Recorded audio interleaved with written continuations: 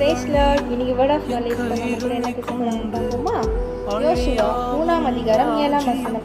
கர்த்தர் யோசுவாவை நோக்கி, நான் மோசேயுடனே இருந்தது போல உன்னுடனே இருக்கிறேன் என்பதை இஸ்ரவேல் எல்லாருக்கும் அறியும்படி இன்று அவர்கள் கண்களுக்கு முன்பாக உன்னை மேன்மைப்படுத்துவேன்.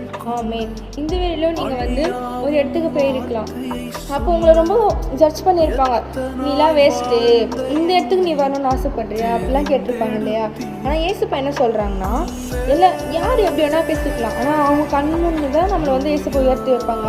நினச்சிருக்கலாம் அந்த பிளேஸ்க்கு என்னால் போகவே முடியாது, அவங்க சொல்கிறபடி தான் என் லைஃப் இருக்கும் அப்படின்னு நினச்சிருக்கலாம். அப்படி கிடையவே கிடையாது. ஏசுப்பா உங்களை பார்த்து சொல்கிறது என்னென்னா, அவங்க மனுஷங்கனாலே எப்படி வேணால் பேசுவாங்க. நீ இப்படி வரமாட்டேன், ஏன்னா காட் நம்மளை படித்த காடே சொல்கிறாரு, அவங்க கண் முன்னாடிலாம் நான் உயர்த்துவேன் அப்படின்னு சொல்லிட்டு. ஸோ நீங்கள் எதுக்குமே ஃபீல் பண்ணாதீங்க. நீங்கள் முயற்சி பண்ணுங்கள். நீங்கள் அவங்க சொல்லும் போது நீங்கள் உங்கள் முயற்சி கைவிட்டுருவீங்க. இப்படி பண்ணவே பண்ணாதீங்க. ஏசப்பா சொல்கிறாங்க, அவங்க முன்னாடி நான் அவனை உயர்த்துவேன் அப்படின்னு சொல்கிறாங்க. ஸோ இந்த வார்த்தை இன்னைக்கு ஏசப்பா உங்க கூட தான் பேசுகிறாங்க.